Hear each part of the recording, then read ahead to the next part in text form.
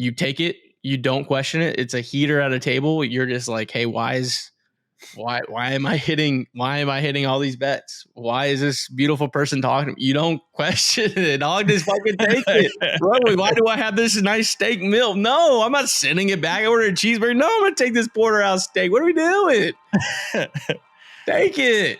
We deserve it. I love that. Enjoy the summer.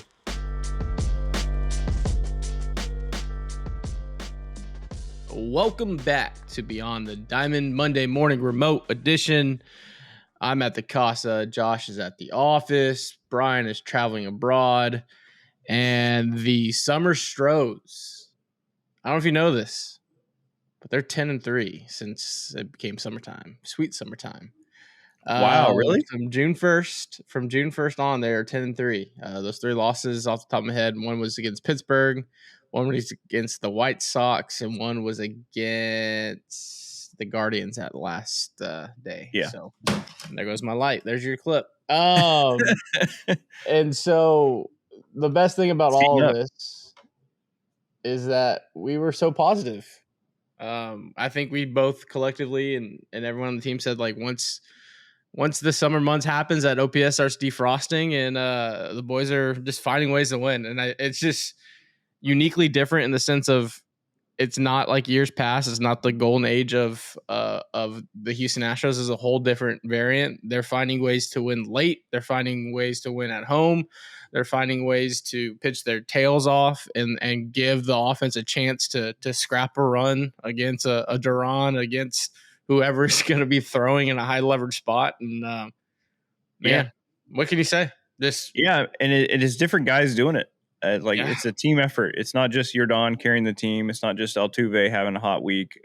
It's different guys on the pitching staff. It's different guys on the offense. They're working together as a team. And, talk about lockdown.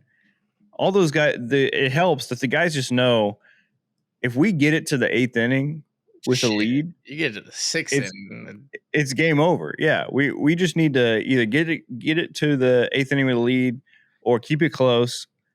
Our offense can do their thing. Abreu and Hader are going to lock it down no matter what. Like both are all-stars.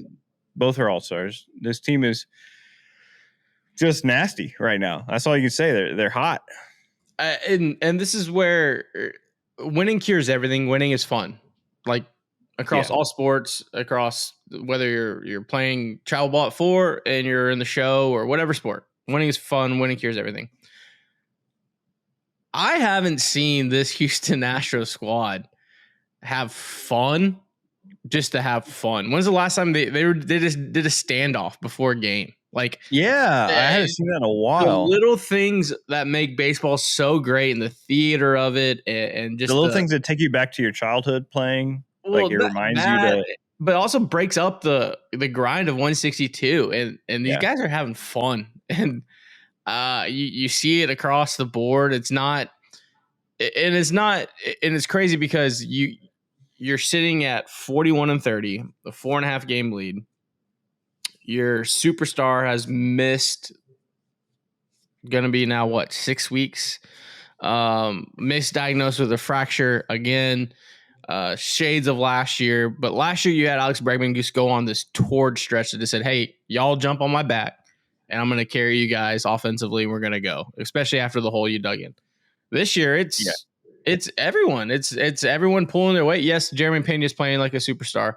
Yes, he may be in the conversation for MVP.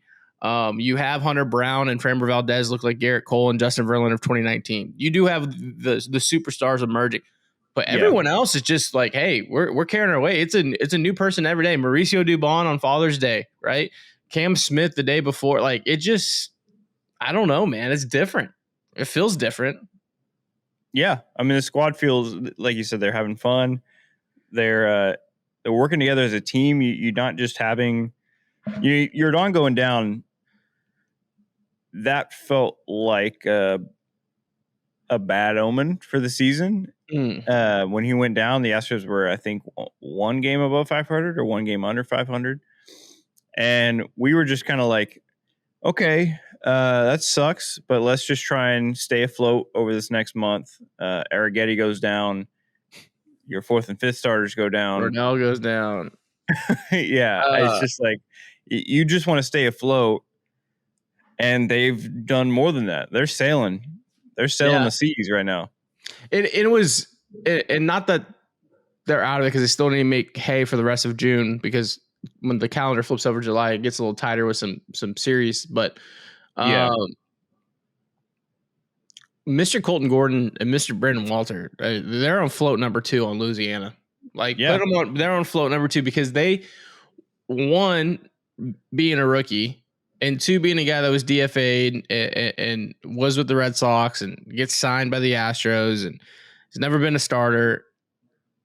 They are eating innings and look very, very confident every time they're towing the rubber. They're building off each start. They're building off.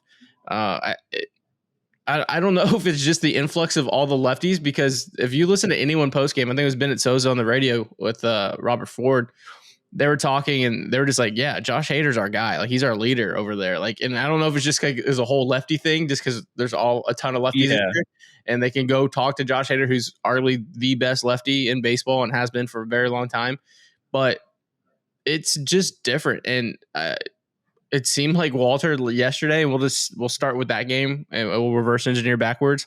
So happy Father's Day to everyone out there that's watching or listening. And Daddy Dubon with the walk-off and extras where I thought they were going to piss away and a clean Hader 10th. But he gets the job done on a ball that probably Willie Castro should have caught, but who cares? Put the ball in play. Good things happen. But yeah, Walter, 6 2/3, 6 hits, scattered 6, 1 earned, 9 punchies, 1 homer, 1.53 ERA for all the oldies out there. I'm gonna pull up his Savant page. But Josh, what's your diagnosis? What's your vibe meter check on at least Walter before we get into Colton Gordon? Yeah, one thing I learned about Walter that I didn't know, he was a top prospect in the Red Sox organization in 2022, 2023. He won pitcher of the award, like minor league pitcher of the award. Yeah. So I didn't know that. I thought, I'll be honest, I didn't have high expectations for him. But yeah, he looks kind of nasty. Oh, Daddy, look at this Savant page. He's not qualified yet, but whew. A lot of red. That's a lot of red. Pitching run value 5, fastball run value 3, off speed 1. His xERA is 2.88. Expected batting average is 2.53. His average exit velo is in the red and great. His chase percentage is 35.2%. Walk percentage is 1.4. He has a 27.5 K percentage. Has a 4.2 barrel percentage. And damn, did the Astros just unlock another Ronel Blanco? They might have. I mean, or another. I mean, I was trying to think of when's the last time the Astros had a lefty innings eater outside of Framber? They had a guy named Dallas Keuchel won a Cy Young one time. Well, I know. No, that's Wade Miley, who back in when was that? 2019. 2019. Yeah. I mean, on the field. On the field. On the field.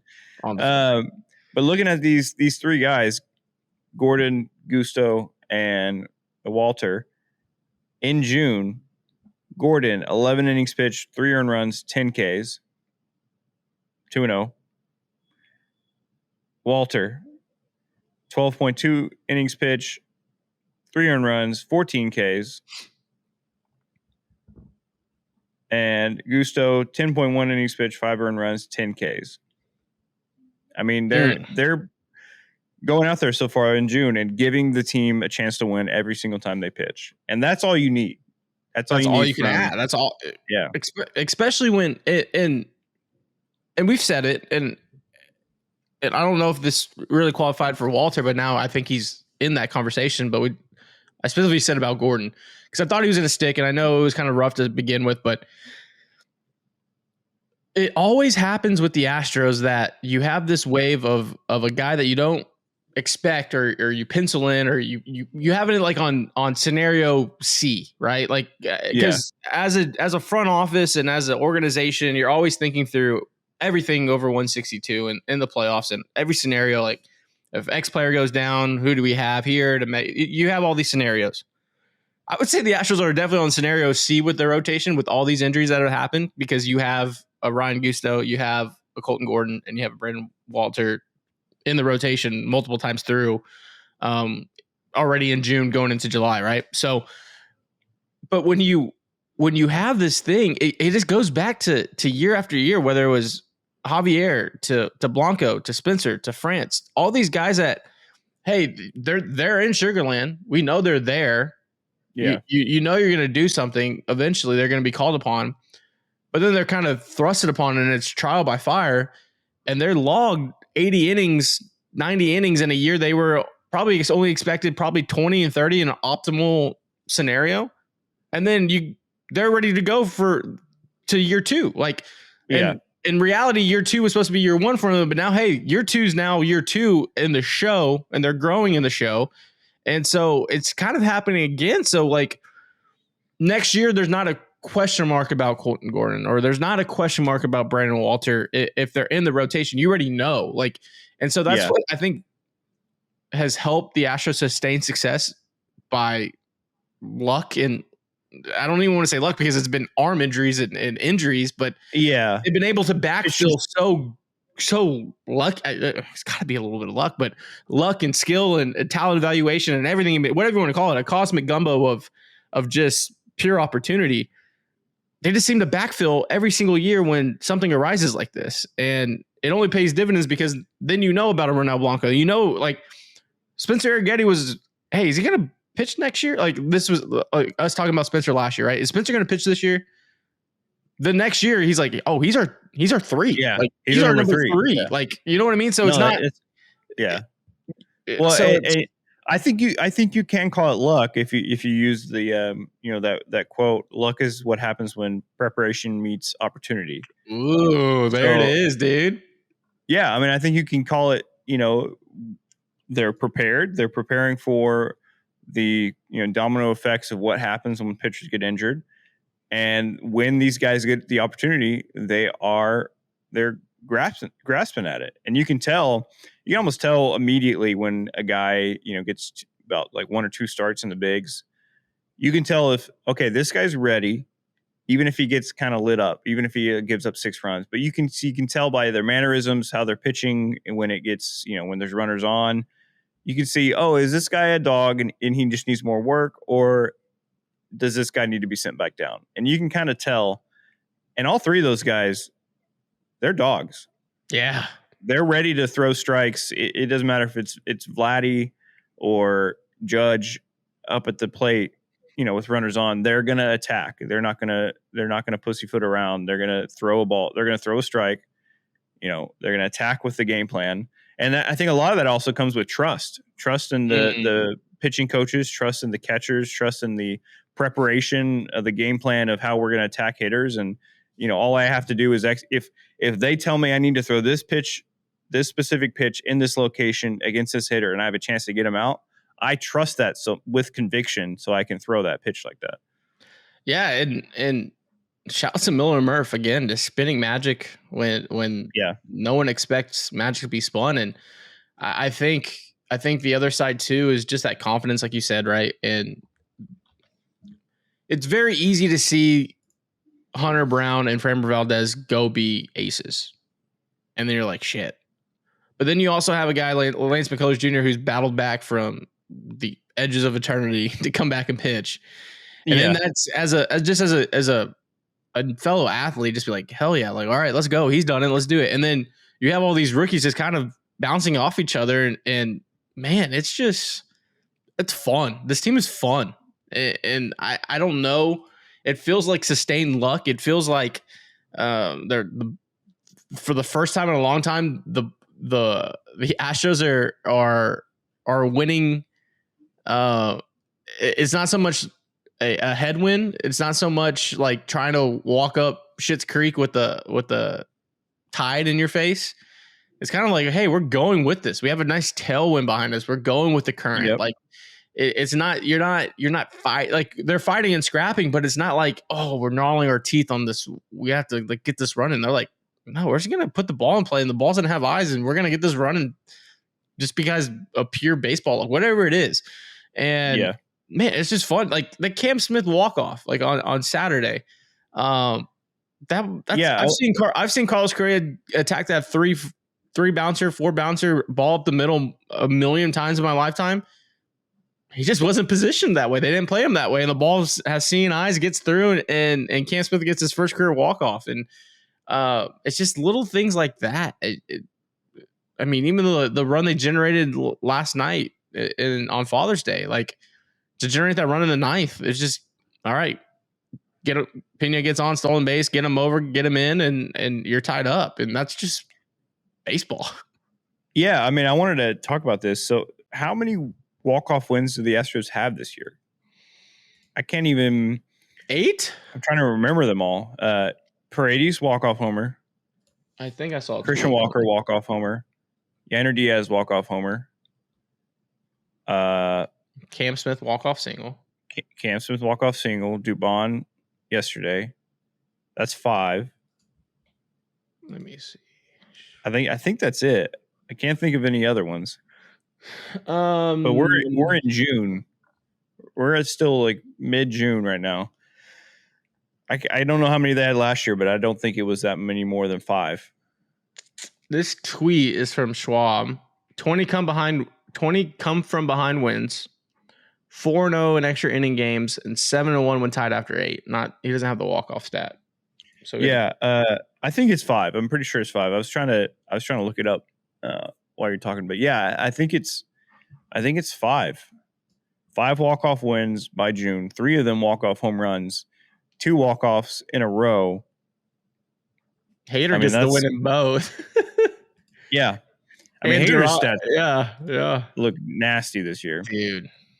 Yeah, and the Astros basically helped secure Hader for over closing Duran. the All-Star game. Yeah. Or at least pitching in the 8th or 9th. Yeah, I mean, this team just finds ways to win. Like you're saying that tweet about that Schwab tweeted out. That's crazy. Remember past seasons where it's like extra innings, game over. Game's over. Whether they're home or away, it's just like they could not win games with the Manfred run. It was just impossible. And I think the mind shift has changed for the fan base as well, because we both just said at the same time, right? Game over. Yeah. Now it's like when he gets in the 6th or 7th inning, for me, from my perspective, I'm not speaking for anyone but myself, but like, I'm like, how are these guys going to find a way to win today? Yeah, if the game's within 2 or 3, I'm like, they can win this. It almost feels like they can figure it out. It almost feels like you got to be up 3 on the Astros right now to put them away. Yeah. Like if you're only up 2 or 1, you're just like, I'm holding on for 27 outs, and I think that's fun. Like it's just different. Yeah, it feels like I don't even like a 2016, 20. It doesn't even feel like any team from the Golden Age. This team, like obviously the bullpen feels like 22. Yeah, Framber and Hunter feel like 2019 Cole and Verlander. But everything else just feels different. And man, maybe it's this cosmic gombo of just Golden Age with the new sprinkle and adage of whatever this variant is. And man, I don't know. It's fun. They just find ways. And it definitely, we said it going into this season, it definitely feels like a new era. This doesn't feel like the same Golden Era Astros, but it also doesn't feel like the window's like closed or anything, obviously, because how they're performing. But we said going into this year, like, this is going to, if they're going to win, this is going to look different. This is going to be a team that looks different, that acts different. They're going to have those same strengths as far as pitching and bullpen and stuff they're trying to have. But I mean, sure, we got burned last year, but I think our optimism was rewarded this year to a point. Well, also, you're playing with the comfort of you're not running uphill in this hole you've dug, right? Like, yeah. I think this time last year we were still 8 games below 500. Whatever it was. You have this thing where you it's this comfortability of a second year manager, right? You have this comfortability of you're not chasing 10 games and you're not below 500. You're leading the pack. Yeah. And and as more new faces come in and everything, the constant variable is the self-confidence of this organization of winning, and this confidence of it doesn't matter who the new person is filling this jersey in. What across the jersey is a standard of winning, and this principle of winning, and this culture of winning, and we do it our way. And if you're in it, you're in it. If you're not, you're not. And you see it. You see it day in and day out. And I think that's what makes this organization and team so special, and why it's not like, if you just go look under every tweet from MLB.com or our tweets or Talking Biz, whoever it is, everyone's complaining if the Astros are still good. Everyone's it's the Breaking Bad, like you can't keep getting away with this, and they do. and I think what makes it special too is Rafael Devers just got traded from Boston. Yeah, we haven't. I can't believe we haven't touched on that. That's crazy. A superstar who is the last time that happened in the franchise, who is at ends and fighting with ownership and the GM and everything in between, and they ship him off. And it probably is going to work out for them in the sense of, because they have the young guys, and I don't like the Hall, but it was just like, we got to get rid of this guy because he's causing problems. Yeah. But you have a mutiny with the fan base and probably within the org where you just got rid of the face of the franchise. They can get rid of me. You know what I mean? Like, you have that where the Astros build. They can get rid of anybody. Yeah. And it's just it's a tale of two cities. And shout out to was that hold on. Was it Hemingway? No, he didn't do Tale of Two Cities. Was that Joyce? Charles Dickens. Oh, Dickens. Chuck Dick. Chuck Dick. did Tale of Two Cities. So it's just Richard, the best of times is the worst of times. It was the time of prosperity. It was the time of mourning. And that's about all I got in my literature today. But this is a highbrow podcast. This is a Monday morning highbrow. So no, it's cheesy at times. You're like, oh, it's culture. But I mean, men lie, women lie, numbers don't. And they're 41 and 30. And I mean, you talk about culture. They're going for the one seed. They're going for the one seed. I think they are. It's going to be between them and the Tigers. Speaking on culture, I mean, you saw Josh Reddick. You saw Josh Hader's quote, right? I didn't. You're gonna get bricked up from this. Josh Hader's quote. I think this is in Chandler's article. The history of the Astros, dudes just do it. This organization finds a way. Yeah, that does it. Yeah. Pepper needs new shorts. That's the mindset in that clubhouse. They know they can find a way to get it done. It doesn't matter who's on the mound, doesn't matter who's at bat. The dudes just find a way. And that comes from a guy who just got generational wealth. He can just show up in the ninth inning, get his work in, get his. He could phone it in. He's set. That's the same guy that the Padres and Brewers tried to make the villain. Oh, he doesn't want to throw 2 innings. He's only going to throw 1. And Josh Hader's like, hey, I got to look out for myself. I'm gonna always look out for myself first and foremost. And they just made that out to be a villain. And then he gets the deserved payday, and he has this like to just have that mindset to jump in and do that. I mean, that's awesome. It seems just awesome. Yeah, and to pick up the leadership role. You know, we talked about being a little concerned with the trade of Ryan Presley and losing that leadership in the clubhouse or in the bullpen. And it seems like Hader just picked it back up, put the team on his back, said, hey, I'm the guy. You can trust me. I'm not going to, if I give up some runs in the ninth, I'm not going to blame anybody else. We're working as a team. Just keep it close. And like you said, dudes just find a way to win. It's contagious. We've said winning's contagious. A winning culture is also contagious. And the, fires that were stoked in 2015 that grew, that the core started, with Springer and Cray and Altuve and Bregman and Yuli. they started that culture, and that culture has stayed. And it stayed across 3 GMs and across 3 managers. And if it's like generational wealth, it's like generational, traditions and stuff. If they just keep passing it on to the rookies and the young guys, that culture can sustain as long as nobody comes in and fucks it up. Well, I think there's a beautiful case study, and I definitely think Apollo's going to tell that story. But the only reason why it's not more renowned in the sports world, why the Astros they should be in the same breath as Nick Saban's Alabamas. They should be in the same breath as Bill Belichick and Tom Brady's Patriots.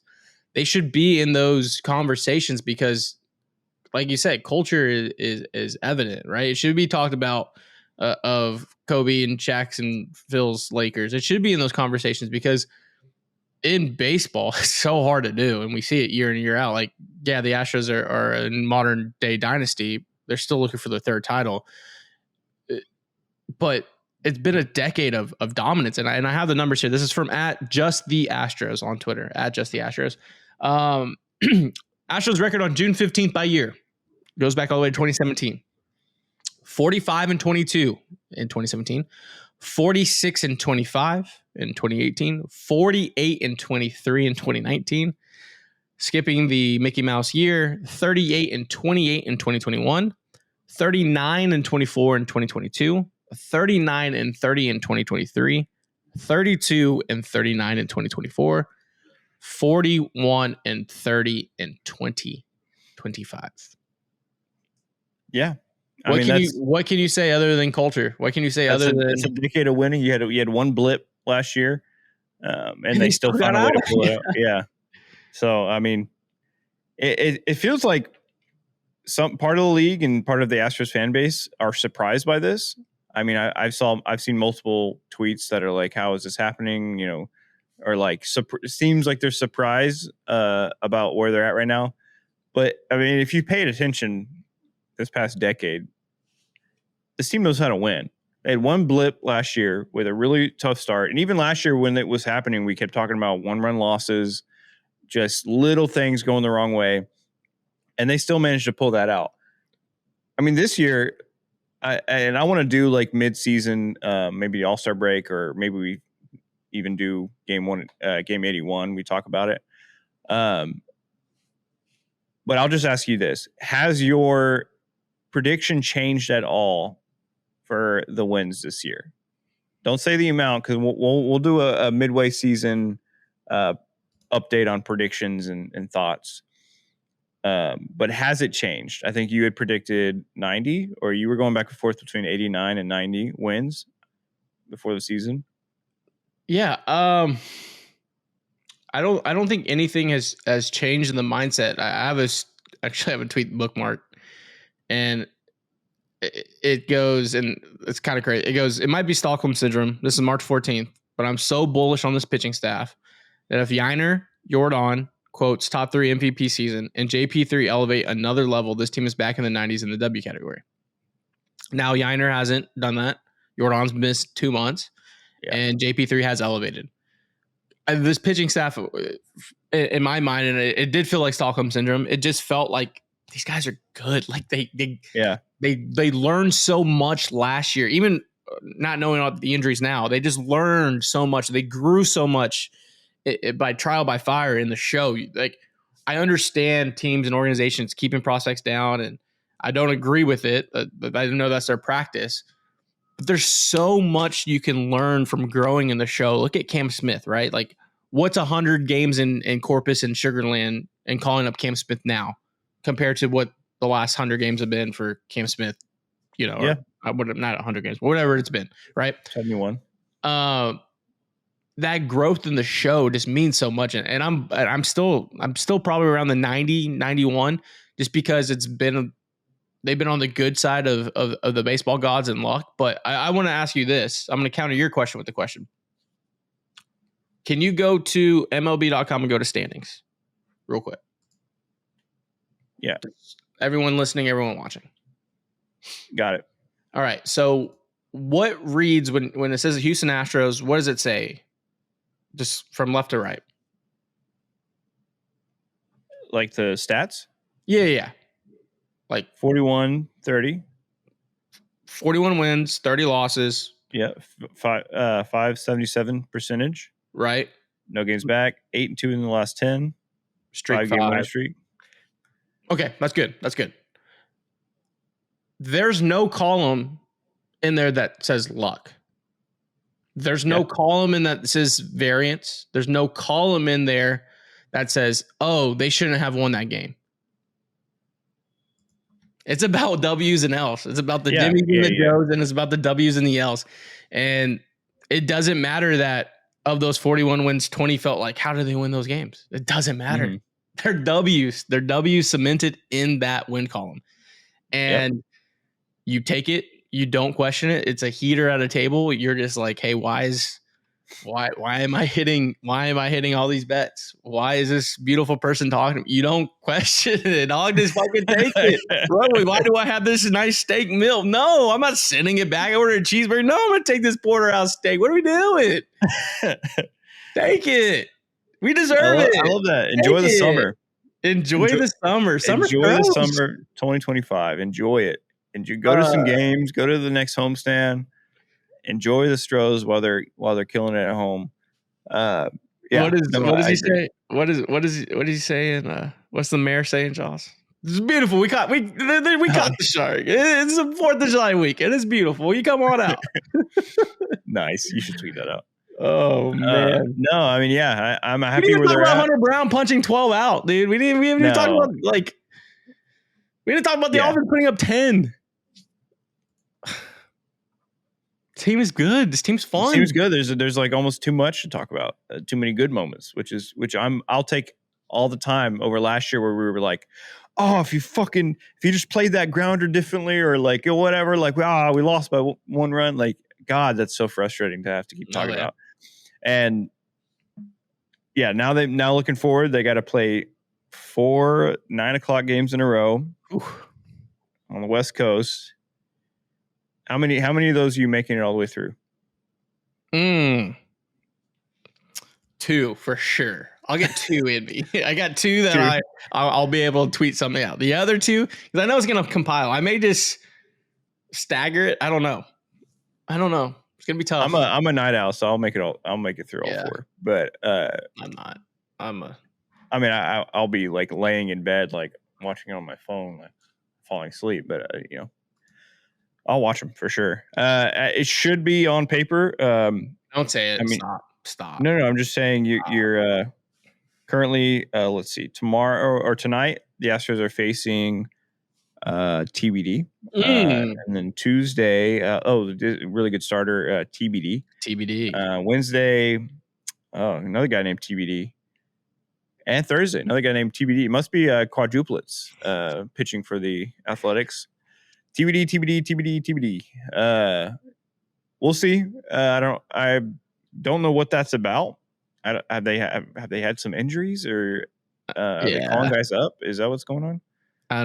Yeah, they're doing something. It's weird to not have your rotation set for a series that starts literally today.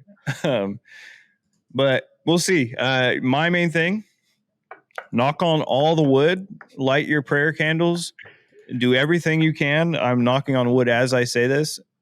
Stay healthy. Why would this is like we said this on the live show. Why would you even? It's out there. We already know it's out there.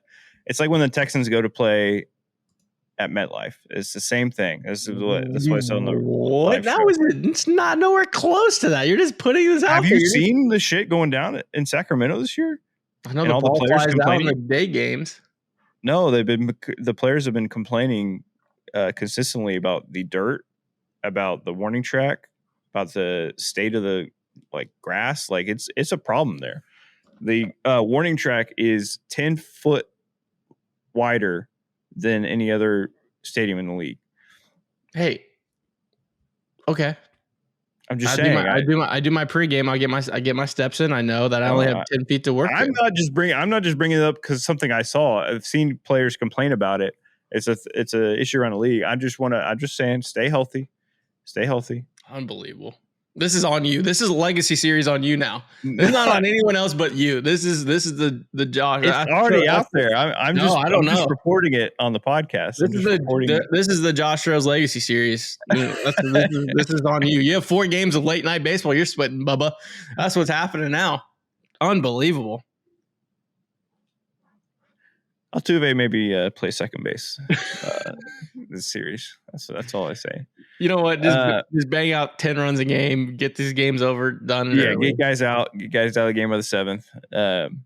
No, I mean, I would say you got to win this series. Oh yeah, I'd say a split would be disappointing. Let's win. Yeah, just win Monday night. And then when you win on Monday night, you win on Tuesday night. You win on Tuesday night, you win on Wednesday night. And you win on Wednesday night, you win on Thursday night. Coach speak Dez over here. Playing it safe. I go out on a limb and then Dez. Oh, you go out on a limb. You're saying like it's a freaking asteroid hitting the dinosaurs or something in Sacramento. I'm scared. I'm just letting the audience know that there have been reports from players about issues with the dirt and the conditions of the field, and that's something to look out for. I will say this: the only thing the Astros need to be worried about is when you hit a ball to center field, make sure it's like 20 feet over center field. Because Denzel Clark's he's gonna be everywhere. Spider-Man, dude, he's gonna catch it. Yeah, but all right. That's the Monday morning remote edition. Solid 30. Thank you for all y'all watching, tuning in. Like, comment, leave a comment, and shout out to Big City Wings. Houston's we enjoyed, Apollo's we enjoyed. 14 locations. The Cypress one just started, so head over there, download their app. Make sure you get all the rewards and all the free goodie prizes they're giving through their app. Go to the Android or Apple store to download that. And shout out to Zing Zang. You Zing, we Zang. You get Zing Zang at HEB, Total Wine, or Specs. Doesn't matter what day of the week. Summertime, get you a michelada, get you a margarita mix, whatever it is. Bloody, blah, blah, blah, blah, blah, bloody, blazing, muddy. Yeah, that one. And everything in between. Let me read it. Let me read it myself. It says, bloody, bloody, bloody, bloody, bloody, bloody. Yeah. No, you were right. That was good. America's number one Bloody Mary mix, Zing Zang. That's the show. Thank you for watching and listening and hanging out with us. Like and subscribe. Follow us on Spotify, wherever you listen to your podcast. We'll see you. We'll see you Friday. Watch out for the mosquito bite. I got a mosquito bite on my finger. All right. Yeah, y'all watch out for mosquitoes. Yeah, dude. It's raining. Peace. Love you guys. The mosquitoes are out, dude.